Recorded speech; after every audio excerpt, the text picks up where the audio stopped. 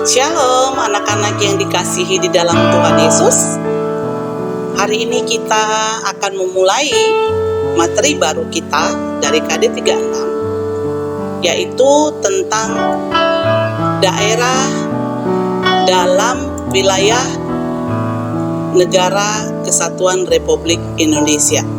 Daerah dalam kerangka Negara Kesatuan Republik Indonesia. Pembahasan kita tentang daerah dalam kerangka NKRI yang pertama adalah perjuangan daerah menuju NKRI. Kedua, kita akan masuk kepada peran perjuangan daerah dalam NKRI. Ananda, perhatikan gambar ini dan cermati baik-baik. Betul sekali. Ini adalah negara kesatuan kita yang dihubungkan oleh laut, pulau-pulaunya terpisah, tetapi dihubungkan oleh lautan, berbentuk kesatuan. Kita tidak dipisahkan oleh lautan, tetapi disatukan. Berbeda suku, berbeda bahasa, berbeda agama di dalam rangkaian negara kesatuan, tetapi kita tetap satu di dalam Negara Kesatuan Republik Indonesia. Ananda semua bisa melihat ini, Sumpah Pemuda. Ini adalah isi dari Sumpah Pemuda, ikrar dari pemuda pada tahun 1928. Sebelum ini terbentuk, dimulai dengan rasa nasionalisme melalui satu kebangkitan nasional tahun 1908. Kebangkitan nasional itu sebelumnya juga merupakan terusan dari perjuangan setiap daerah. Jadi kita bersyukur sekali bahwa NKRI ini sebenarnya sudah lama terbentuk, sudah lama ada.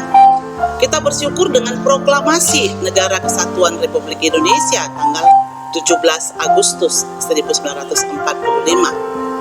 Boleh kita lihat kembali, ini adalah persidangan BPUPKI. Nah, di dalam persidangan BPUPKI ini, yang merupakan persiapan kemerdekaan Indonesia, beberapa ahli atau pemikir, yang salah satunya adalah M. Yamin dan Nanti Supomo, yang mengemukakan pemikirannya tentang daerah.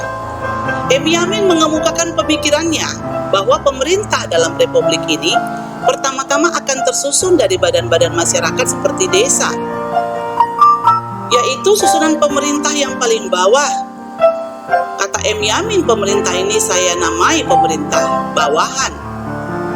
Dan pemerintahan pusat akan terbentuk di kota negara, ibu kota negara Republik Indonesia. Itu saya namai pemerintah atasan, kata M. Yamin.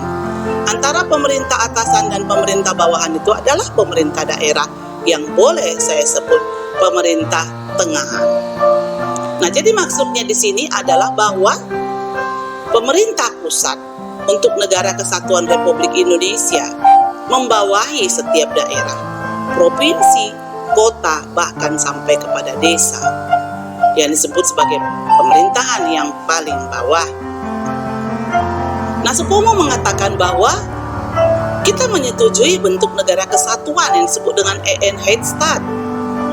Oleh karena itu, di bawah negara Indonesia tidak ada negara bawahan, tidak ada Onderstaat atau negara yang di atasnya lagi. Akan tetapi hanya ada daerah-daerah pemerintahan. Maksudnya adalah bahwa NKRI itu terdiri dari beberapa provinsi yang mempunyai masing-masing pemerintahan daerah. Provinsi terdiri dari beberapa bagian kabupaten dan kota yang juga memiliki pemerintahan daerah. Nah, itu semua ditetapkan dengan undang-undang. Jadi, lama sebelum ada kita seperti sekarang ini, Bapak pendiri bangsa kita sudah memikirkan ini jauh ke depan ketika mereka merumuskan di dalam rapat BPUPKI, merumuskan dasar negara, merumuskan undang-undang dasar negara. Nah, perjuangan merebut kemerdekaan itu bukanlah hal yang mudah. Ketika sudah merdeka, apa yang harus dilakukan mereka sudah pikirkan. Nah, kita mulai terlihat nasionalisme itu setelah perjuangan melalui kedaerahan itu adalah dengan munculnya satu organisasi Budi Utomo, di mana tanggal munculnya organisasi ini kita peringati sebagai Hari Kebangkitan Nasional.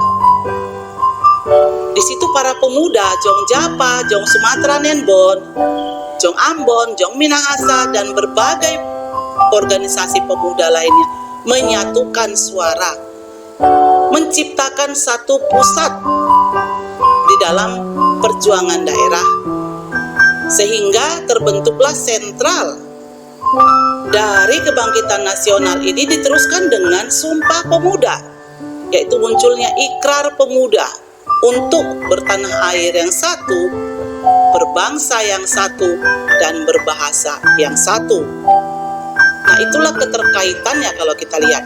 Kemudian setelah menyatakan diri untuk bersatu, kita proklamasi di tanggal 17 Agustus 1945 menyatakan negara Indonesia yang merdeka.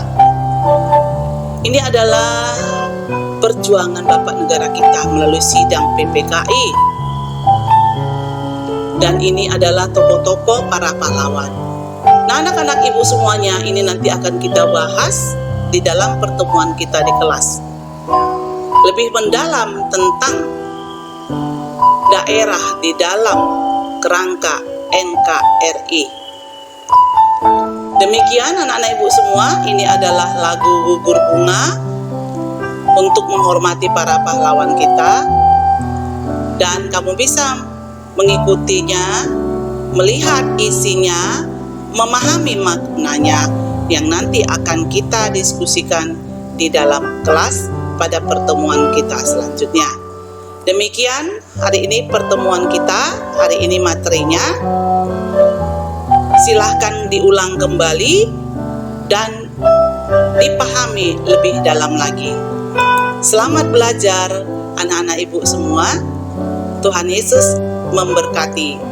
Shalom.